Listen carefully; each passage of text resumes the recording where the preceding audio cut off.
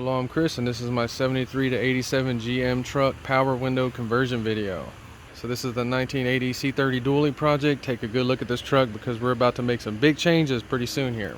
So this video is for anybody that has roll-up, crank, manual windows like this, and you want to go to power. You want to be able to open these with the push of a button.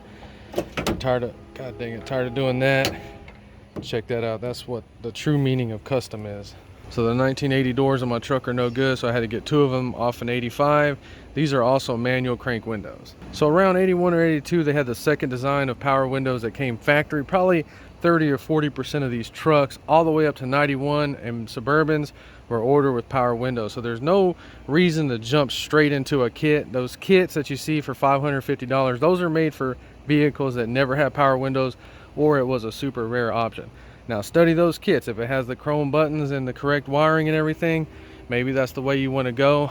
But since a lot of these trucks came with power windows from the factory, that's the direction that I'm going to go to get power windows. So this is an 85 with manual windows. We know the conversion is going to go on this door, but we need to make sure it's going to go on that 73 to 80 door as well. So your best bet is to go to a junkyard or somebody that parts these trucks out.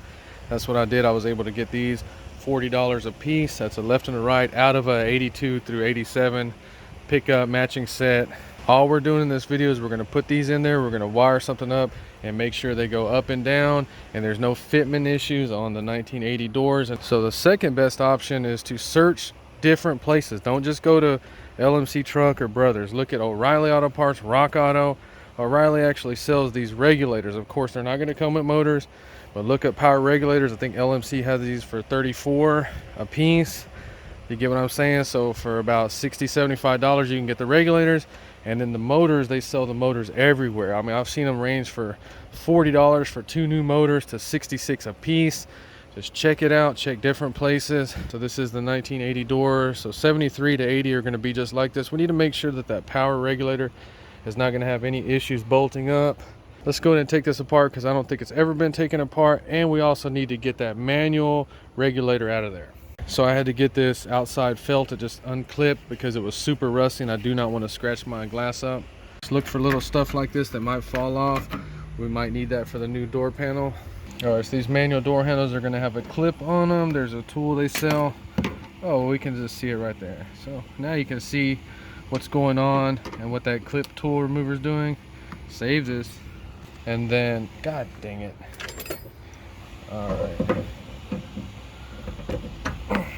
All right, this was right there. Save that.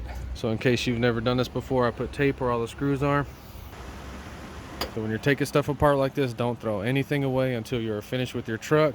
I will have a video in the future when we put the new door panel and stuff, going over all the correct screws in case you're into that. Sorry, there was one right there. We got the door panel loose at the bottom. It's going to have these two plastic barbs.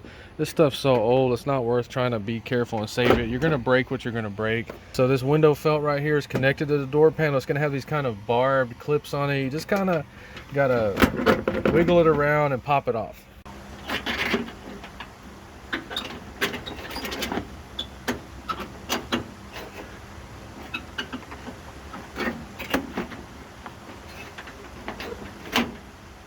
Okay, see how that one was kind of hanging right there? That's what it looks like. Do not throw this door panel away until you're finished with your truck. We need to try to duplicate this when we put the new one on there. See your little bar plastic?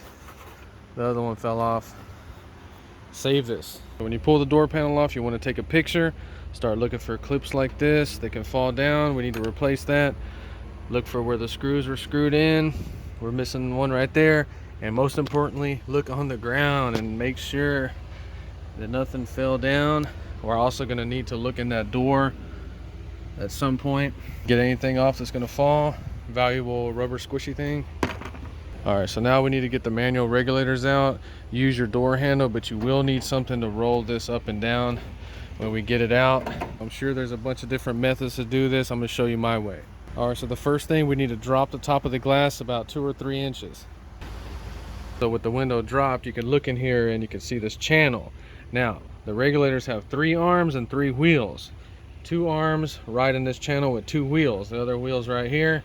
And then we have 1 wheel and 1 channel on the door. We need to get this wheel that's connected to the door channel, get that one out first. So the manual regulator has 4 bolts right here. You want to get all of them out. but you need to secure this window, have somebody help you. We're just going to stick this board in here. So you want to secure that window 100%. It could fall, it can hurt you, or destroy the glass.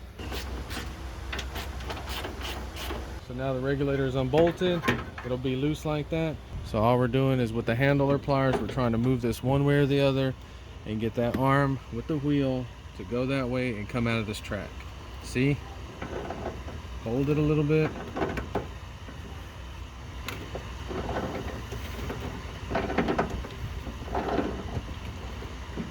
Just like that. So freaking easy. Alright, so it's hard to see it in real life too. So now we need to go back the other direction, and there's a wheel in this track right here, and we need to try to pop it out on this side. You're not going to be able to see it.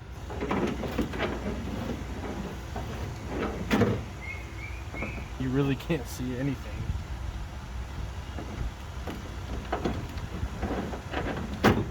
Alright, so just reach in there and make sure it popped out. So then we're moving it back in this direction to get this wheel just to pop right out.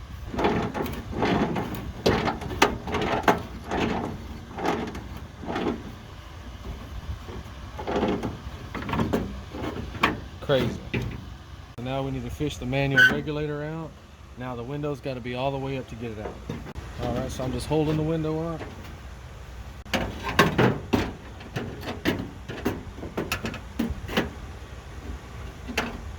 So now I just gently put the window down. It's got a little bump stop on it. That's where I'm going to set it. So this part is for people with used motors, or if you just want to see what's in here. We're going to go ahead and take this blue part out. We got to inspect the brushes, and we may need to lubricate this motor. Got these 3 tabs that you're just going to bend out of the way. Screwdriver or whatever, pliers. Okay, so you want to get something in there and pry this whole plastic piece off. It's going to come straight out. Okay, so be real careful. It's going to have the brushes on springs that are going to pop out. Just like that. They didn't pop out. Alright, so go ahead and pop those out.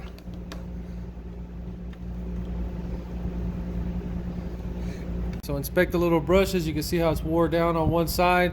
So all this is just original. You can clean that if you want to. I'm just going to leave it alone. So be careful. Do this at your own risk. We're going to pull this out. So on this little cover, there is a hole that you can squirt some kind of lubricant in. Okay, it's hard to see, but it's got a little channel, a little hole that's going to run away from the motor. You don't want all that oil and lube going on your motor. I guess some of it's going to get on there. There's nothing you can really do about it. Okay, so you can't see it, but if you look down past the motor part, see how far we're in there. We're just going to give all this a bath in WD-40.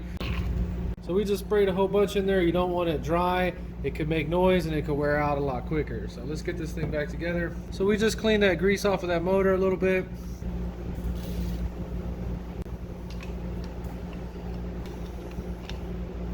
Get that back in there. Now you want to flip it where the 2 tabs are up. So we're going to go ahead and put some WD-40 in there. The springs first. Remember, the contacts are worn. We're going to flip them, put the worn side in. These things can only go in there one way with the little bevels to the bottom. Try to get it started a little bit. You reach in there with a screwdriver or something, and you'll actually be able to push the brushes in. Get it back in, bend the tabs back down. So I did not have the plugs right here. They cost $17 to $20 a piece just for the little plug right here with 2 little wires. So I took these, I broke this off until I finally exposed it. I had to cut the center out with a little razor blade tool, and that's what we have now. Okay, so we're going to be running number 14 stranded wire to the motors. We're going to be using the small spade connectors. So we're going to be using the crappy crimpers. Hopefully this works. So these are going to be very close together, so we need to wrap them up a little bit. So when you wire these motors, there is no negative and positive. Put the wires on there one way and see which way it spins, and then you switch the wires to make it spin the other direction. Let's test it out on a battery to see if this motor is going to sound okay and even work. Alright, sounds good. So then you flip the wires and it'll spin the other way. Ooh, that does not sound good.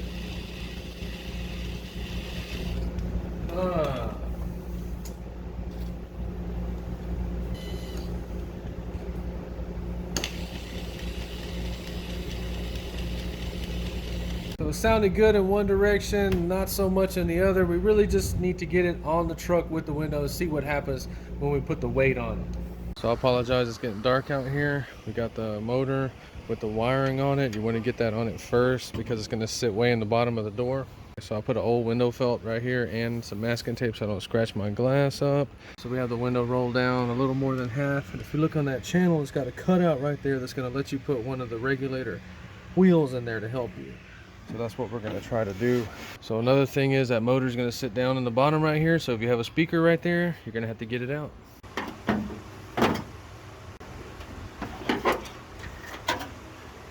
So I want the window up and we're going to stick the board in it.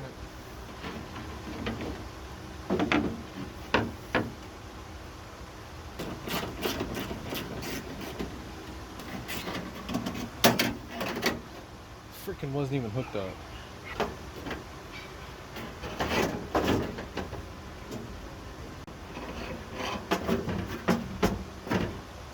Okay, so with the regulator unbolted, I was actually able to slide all three of the wheels into the channels, even this one down here. So now we just need to adjust the height of the window. It's going to line our bolts up. So I got the battery out here. We just touch it one way or the other to make it go up and down. And we moved it to where our studs poked out. Now we can bolt the regulator up. So we're at the top of the door. It's where the manual handle was. Manual regulator used those for. And the power regulator uses these for. They were already in this 1980 door. So just check right there. If you have an indentation, you may have to drill holes. But you pretty much have to have something right there. I'm not sure if 73 and 4 and 5 have that or not. Somebody let me know, but I mounted in there with no problems at all. So it only took me a few minutes to get it in there. We got it all in the tracks. We did it all in here in this area. We didn't pull the window up. I was watching some videos where they're pulling this channel up here. I swear I can't even figure out how to get it that high. It would be easier, but we were able to do it all in there. But notice we still have all the felts in there. We haven't taken nothing off of this door yet. Let me go get all the switches and show you what I wired up and came up with. So there's a guy on eBay that sells these brand new chrome switches with a single and a double for $22. Brand new chrome switches. You'll see them in a future video. So this is my version of the heavy duty power window relay setup. If you have questions or want to see the way that I wired this up, let me know in the comments and I'll include it in a future video. But right now, let's just get this wired up and make sure it goes up and down.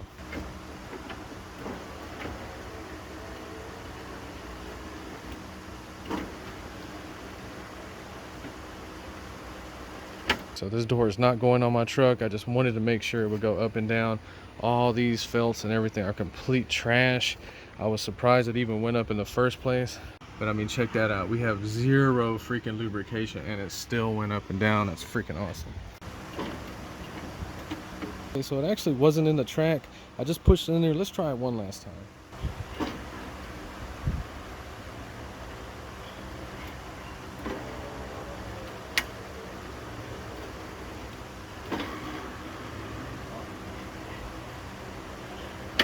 So with no lubrication and a battery that needs to be charged, you saw how it went up and down just like it's supposed to. You'll see future videos where we mount those relays with fuses, show you how to do this 100% legit. That's it for the video. If you enjoyed, please like and subscribe. Thanks for watching.